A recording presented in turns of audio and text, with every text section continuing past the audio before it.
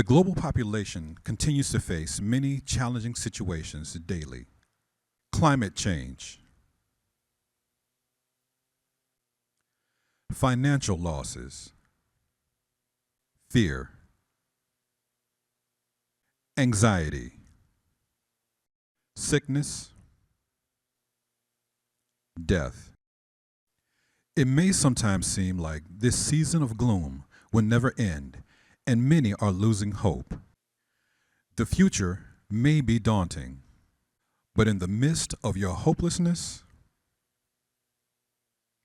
I can assure you that God, who is the creator of this world, still has the world in the palm of his hands, and for this reason, you can still have hope.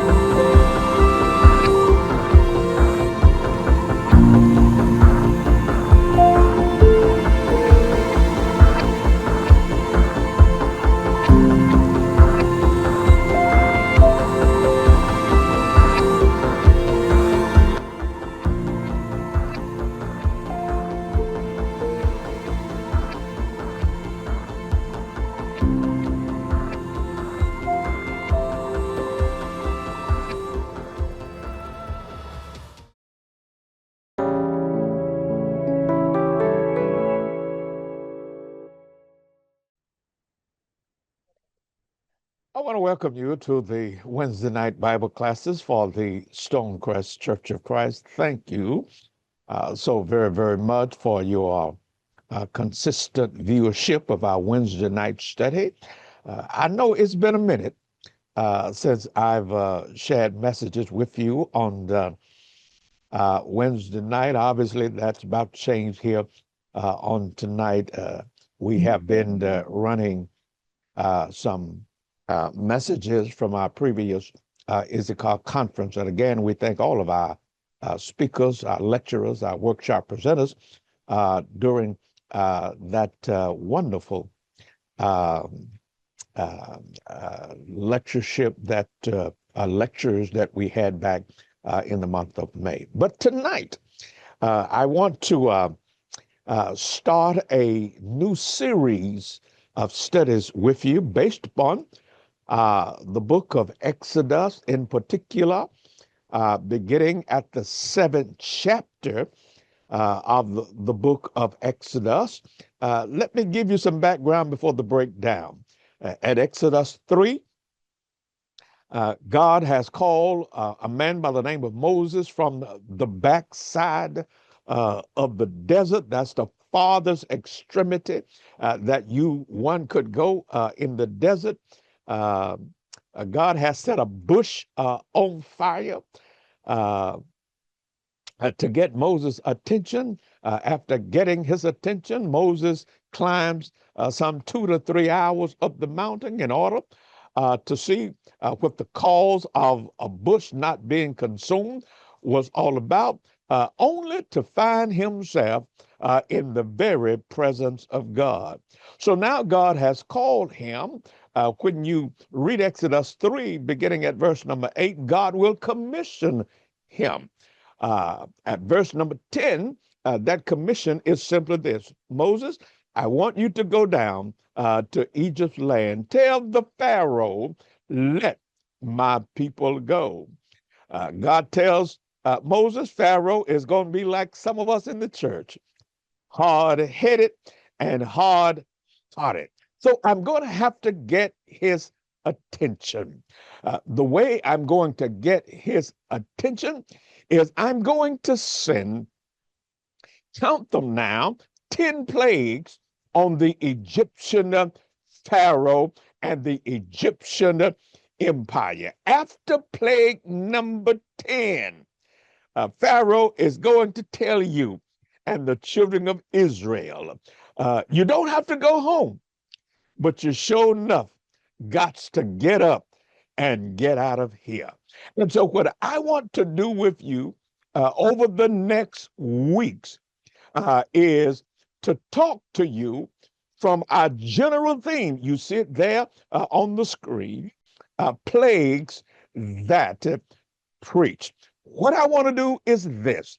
I want to take each one of those plagues and show you the significance of each plague. I'm going to show you a slide in a moment that's going to suggest to you that each of these plagues is going to be a judgment on one of the gods of goddesses of the land of Egypt.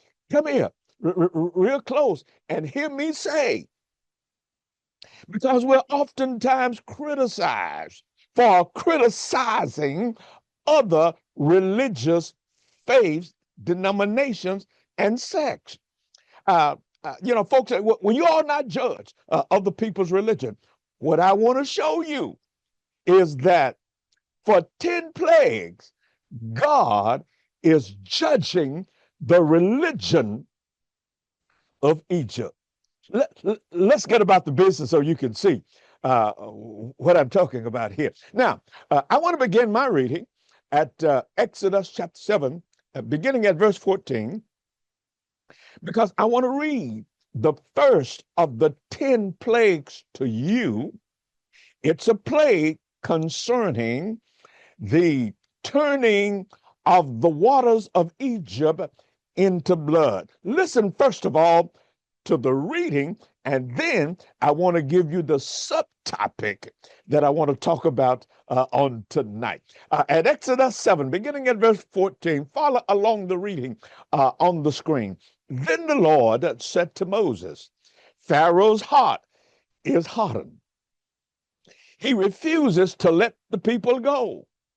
Go to Pharaoh in the morning as he is going out to water. Stand on the bank of the Nile to meet him, and take in your hand the staff that turned into a serpent. I'm going to explain that one next week. I want you to see the overall thing here tonight. As you shall say to him, the Lord, the God of the Hebrews, sent me to you, saying, let my people go, that they may serve me in the wilderness. But so far you have not obeyed. Thus says the Lord, by this you shall know that I am the Lord. Behold, with the staff that is in my hand, I will strike the water that is in the Nile, preaching point now, and it shall turn into blood. Watch this. The fish in the Nile shall die, and the Nile will stink, And the Egyptians will grow weary of drinking water, stinking water from the Nile. And the Lord said to Moses, say to Aaron, take your staff and stretch out your hand over the waters of Egypt, over the rivers, their canals, their ponds, and all their pools of water, so that they may become blood. Y'all better hear me up in here tonight. And there shall be blood throughout all the land of Egypt, even in the vessels of wood and in the vessels of stone. Moses and Aaron did as the Lord commanded in the sight of Pharaoh and in the sight of his servants. He lifted up the staff and struck the water in the Nile, and all the water in the Nile turned into blood. And the fish in the Nile died, and the Nile stank, so that the Egyptians could not drink the water from the Nile. There was blood throughout all the land of Egypt. I want to talk to you tonight and label the first of these 10 plagues. Watch this. I want to call it the God who rules the river. Ooh, y'all better hear me up in here on tonight. Watch this. The God who rules the river. That's not going to make any sense to you right now. But when I explain to you what the Nile River was all about, not only where it was, but what it was about. And watch this. Most importantly, the God that controlled the Nile River. Ooh, wait. Did I just hear you say that there was a God that controlled the Nile River? Mm-hmm. That's why I'm calling this the God who rules the river. Now watch this. They believe in a God who controls the Nile River. What I'm saying to you is our God rules the one that they believe rules the Nile River. Y'all best, hear me up in here tonight. And now I want you to watch this. Having just read the plague to you, what is the plague all about? What is the judgment all about? I want you to look carefully now at the graphic that I have on the screen, because I tell you, as I'm going to tell you every week, the point that the plague is making. This plague is making 3 points. Point number 1, God's authority is supreme. Oh my goodness. Watch this. God's, in other words, I like the way the old folks say it. God is God. Yeah, I heard you. All by himself. So the point of the plague is this. It's to show Pharaoh. It's to show the Egyptians. It's also to show Israel that God's authority is absolutely supreme. The second thing that the plague is pointing out to us is, oh my goodness, you ought to see this one. God confronts misplaced security. Oh, snapshot the screen, write it down. The point of the plague is to teach us that God is going to confront misplaced security. Once I explain the now, you're going to have an aha moment. And the third thing that, the third point that plague preaches and teaches to us is God alone deserves worship. God alone deserves worship, not the God of the now, as you're going to see next week or the week after, depending on how far I get here tonight, the God of the frogs. God sent frogs. God sent lice. God sent darkness. Each one of those were controlled, the Egyptians believed, by one of their gods. All right, now, let me break it down for you. The point of the first plague is to reveal and to demonstrate God's absolute authority over all false gods and human sources of security, declaring that he alone is worthy of worship. Now, I'm gonna break that sentence down into the 3 parts that it makes. The plague teaches us that God reveals and demonstrates his absolute authority over all false gods and human sources of security, declaring that he alone is worthy to be worshiped. Let me break it down for you. Each component part of that statement that I just made to you. First of all, God's supreme authority, you're watching it on the screen, God's supreme authority over every false god. Why would you say that, Dr. Barclay? Because at Exodus 12 and verse number 2, oh, come on, let's go to Bible school. At Exodus 12 and verse number 12, when God is about to send the last plague, which is death of the firstborn, on the Egyptian empire, he says this to Moses, trying to get his people ready for the last of the 10 plagues. And God needs to get them ready because God is going to send death on the firstborn in any household that does not have blood over the doorposts and over the lintels of the house, unless you are covered by blood.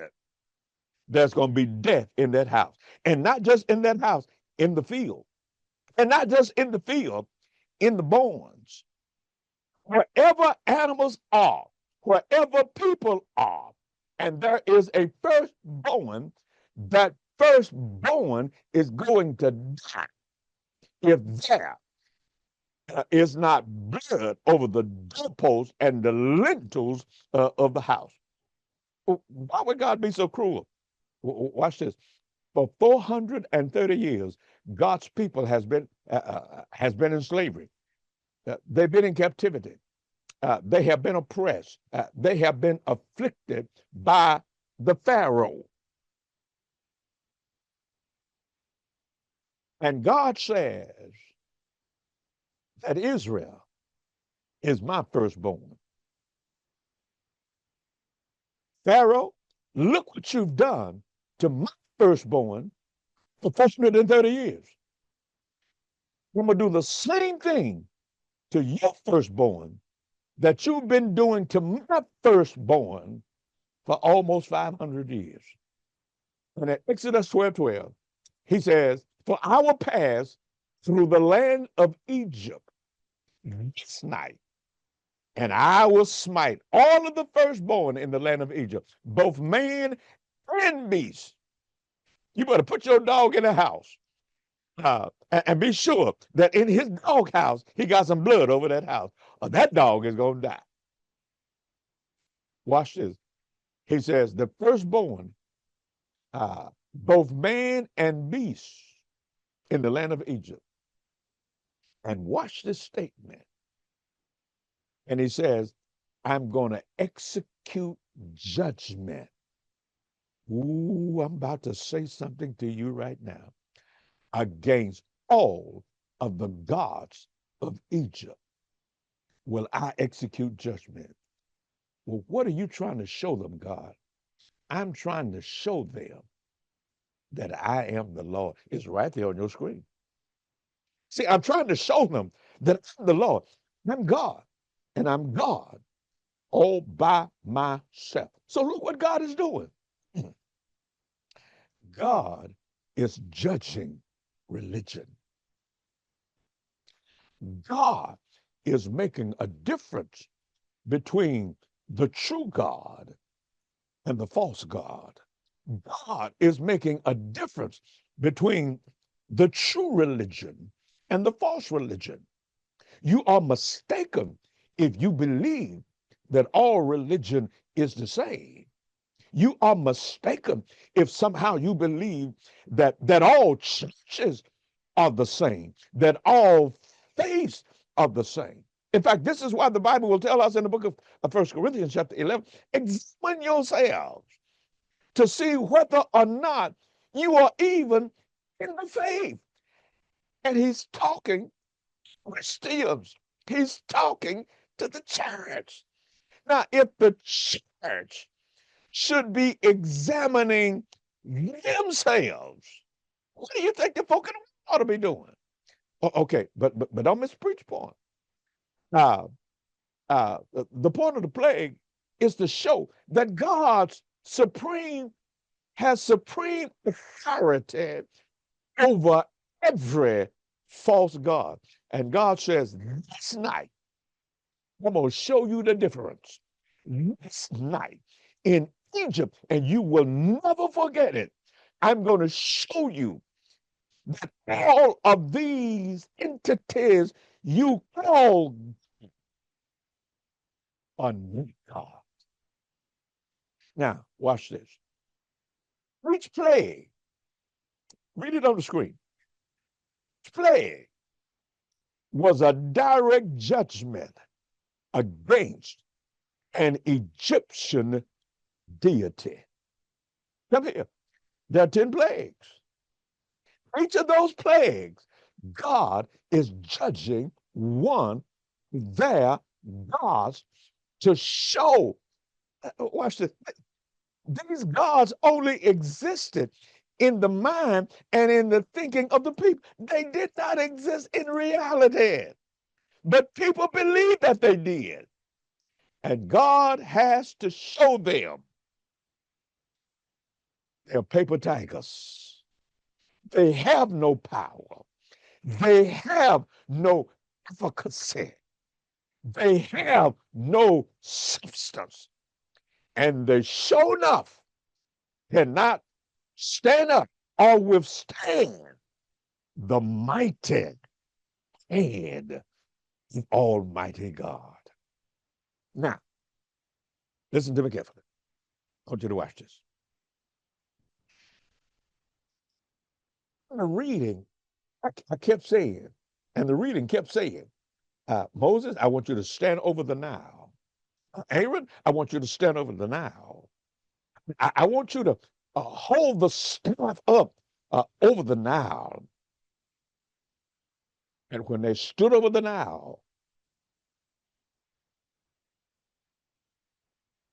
the waters turned into blood. Why? They had a God.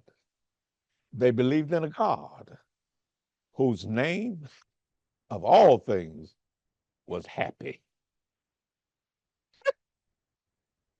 But happy is about to be unhappy because God is going to show happy ain't nothing to you. They believed in a God called happy, who they believed, watch this, control the now. He was called the provider of abundance. See, that doesn't make any sense now because you don't know uh, uh, anything at this point significant about the Nile River. I'm about to help you to understand some things about the Nile. The Nile was believed to be ruled by the god Happy. Watch this. Symbolize abundance and fertility for Egypt. Ooh, watch this. Not only did he bring abundance because of the river, I'll show you why in a second, uh, but he also brought fertility, not just for the land, but for the people themselves. Oh, this thing is going to make some sense by the time we get to the 10th plague. Because remember, God's going to take firstborn. And here's a God who's supposed to control firstborn, but he's mainly known for being the God of the Nile River. Now,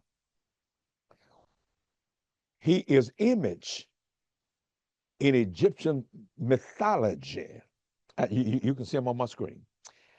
He's image uh, uh, as a rounded, well-fed man with his belly stuck out. See again, he's imaging, he's portraying. Now, if he was a skinny guy, he wouldn't be portraying this, but they imaged him with his belly over his belt to symbolize fertility and abundance. Uh, now he's an Egyptian. See, the word Egypt means land of the black-skinned people. That's what Egypt means, land of the dark-skinned people. But this God, skin is blue and green. Well, why blue and green? To represent the Nile waters. His headpiece, as you can see on the screen, is lotus and the papyrus plants to symbolize upper and lower Egypt. Too much material that I don't have time to deal with here tonight. And then finally, he's imaged as holding jars of vessels pouring out water, representing the overflowing and the flooding of the Nile River. Well, why? Because when the river overflowed, there was silt that went out, special kind of dirt that fertilized the land and made the land rich and healthy. That's the way he's imaged. Now, I want you to watch this. The Nile River is one, some believe, that is the longest river in the world. There's debate about that. If it's not number one, it's number two. It's one of the longest rivers, watch this, on planet Earth.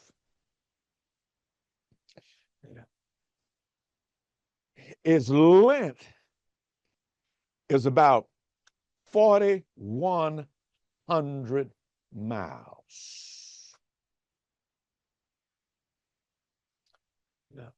It flows north through 11 countries. What? Watch this. One river flows northward through 11 countries. And its impact on agriculture, the economy, and society depended entirely on the Nile River. Let me say it one more time, because this stuff about to make some sense. Because of the length of the Nile, the breadth of the Nile, the importance of the Nile. Here is one river that runs through 11 countries, and its impact on agriculture, on the economy, and on society. Watch this. Now, I'm going to show you about military, show you about transportation. All of it was dependent on the Nile River. Watch this. Look what I have on the screen. They believe that Happy, who's about to be real unhappy, controlled the Nile River. 11 countries, 4,100 miles depended on this one river. And folk, if you go to the Middle East today, there is still great dependence on the Nile River. I mean, today, the economics of that oil over there flows right through the Nile River. Now, I want you to watch this. By turning the Nile to blood, God demonstrated that his power exceeded that of Happy and all other Egyptians' gods. I want you to watch this, friend. When God turned the Nile, watch this, more than Egypt was affected. The river runs 4,100 miles. The river runs through 11 countries. There are countries being affected, but they are not the ones that held God's people in slavery. And yet they too would feel the consequences. Watch this. Watch this. God says, oh my goodness. God says, y'all been depending on Happy. I'm going to show you there's another sheriff in town, that my authority is greater than his. So the plague teaches us that God's authority is supreme. The second thing it teaches us is that God confronts Egypt's false source of security in the Nile. Okay, I want you to see this. Their whole economic system was tied to the Nile River.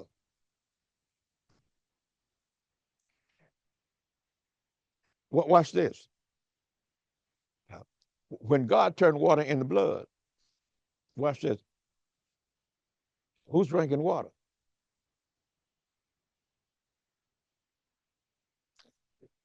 Watch this.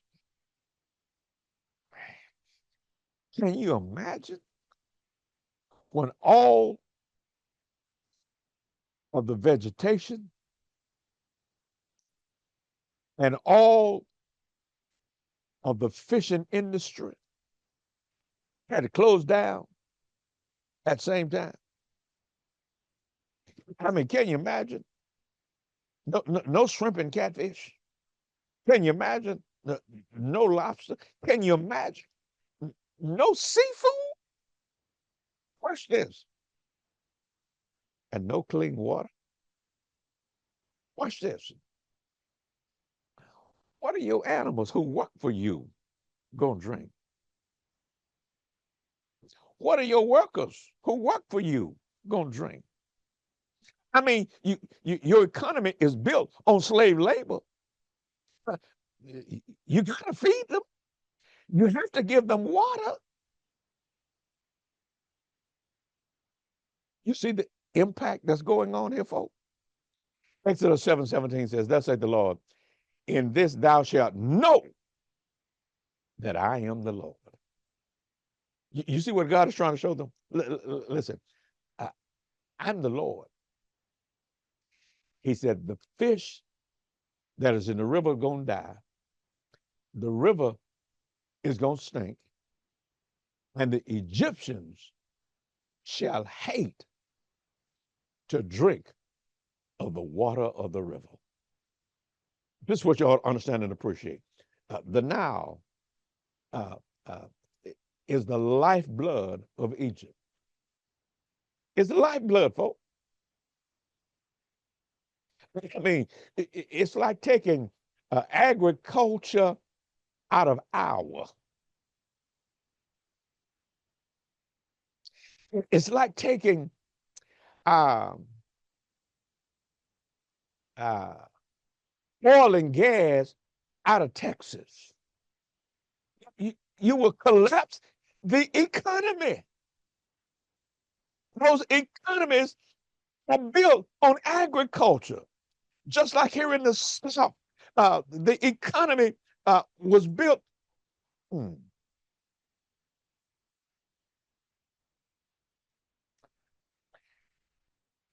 The Nile was the lifeblood of Egypt. Let's just go through the points I have on the screen here. Egypt receives almost no rainfall. See, it's like California. Every year, about the same time of the year, late December, early January, and I lived in California when I went to graduate school at Pepperdine University. Every year, about the same time, you start having all these wildfires. The reason why is because of what is called the Santa Ana winds coming in off the ocean, and because has been little or no rain, everything's dry. I mean, you drop a match, and you burn up a whole neighborhood because everything is so dry. Well, the same thing is true about Egypt. They get little or no rainfall. The Nile's annual flooding historically deposited silt, allowing agriculture to thrive in an otherwise arid land. With no rain, you needed the water from the Nile. You got water from nowhere else. It's the lifeblood. Agriculture enabled crops such as wheat, barley, flax, and papyrus. Without the Nile, Egypt would be a barren desert. The fresh water source for Egypt. It provided drinking water and irrigation for cities along its banks. Transportation served as the main highway of ancient Egypt, allowing goods and people and armies to move quickly. See, it's like cities like Baltimore, like New York, like California, where these cities who are built on great waterways. Well, you're coming in from China, you're coming in from Asia, you're coming in through these ports of entry. And then watch this: fishing and food. Supplied fish and supported livestock through water access. This is the Nile. Strategic importance. In times of war, the Nile's geography provided natural defense and supply routes. Economic foundation. The Nile was the backbone of Egypt's wealth. Controlling the river meant controlling trade, food supply, and political power. And listen to this: the Nile River wasn't just a river in Egypt. It was the nation's lifeline, shaping its agriculture, its economy, its religion, and its culture. Come here. I'm almost through. In ancient times, to control the Nile was to control Egypt, which is exactly why God's first plague was turning it to blood, because it struck at the very heart of Egypt's power and Egypt's belief system. So controlling the Nile meant controlling Egypt itself.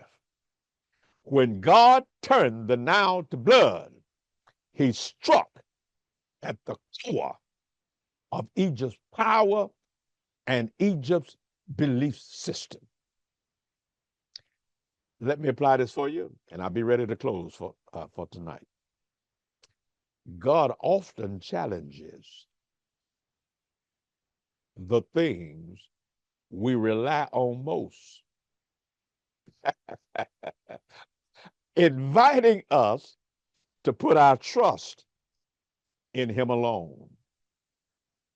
The plague on the Nile teaches us to ask, what do we depend on for security or identity apart from God? What happens when our Nile dries up? Whether it's our health, our finances, our relationships, will we still trust the one who's over all? The third thing the plague teaches us, and I'll bid you good night. God alone deserves our worship. The plague teaches us God's authority is supreme over all. It teaches us that God confronts the very things that we put our faith, our security, our hope in. I wish I had another hour here tonight, and I'll take you back to September and 9/11. When those terrorists, those planes from Saudi Arabia, Afghanistan came over, remember the two of the three buildings that they attacked? The third one they never got to. The first one was Twin Towers in New York City. What did they represent? They represented our economic strength. Remember the second building that they attacked? The Pentagon. Why that one? They knew they weren't strong enough to defeat the United States. But watch this. They attacked our military complex. And the third one, that third plane that went down in Pennsylvania was headed to the White House. Why do they want to attack the White House? That's the seat of our democracy.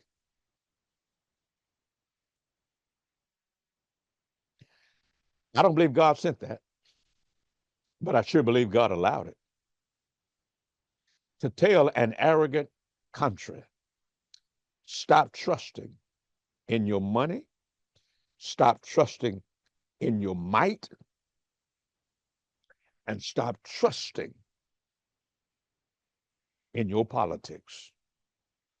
It is as corrupt gets. And I ain't talking about Trump. I'm talking about system. I'm talking about Democrats. I'm talking about Republicans. I'm talking about independents. Is as corrupt gets. And God has to let us know that as strong as you think you are, I can let a two-bit country come and attack your symbols of power and authority and significance. And where were our satellites? And then, watch this, less than 10 years later, a little virus got out of hand. They was trying to tell us, I don't need missiles. I don't need nuclear bombs to stop your economy. I just need to show you that I'm God. I'm God all by myself, and I alone am worthy of your worship. Throughout the plagues, God makes clear that he is not just the God of the Hebrews, but the sovereign creator of all. You see, the Nile was worshiped as a god, symbolized, image through happy or happy. Hymns were proclaimed to him as provider of abundance and sustenance. And God had to show them, like God is still having to show us, that he's the God who rules the river. I would that you and I put our trust in him. And until next Wednesday night, may the Lord of the harvest bless you, and may he bless you real good.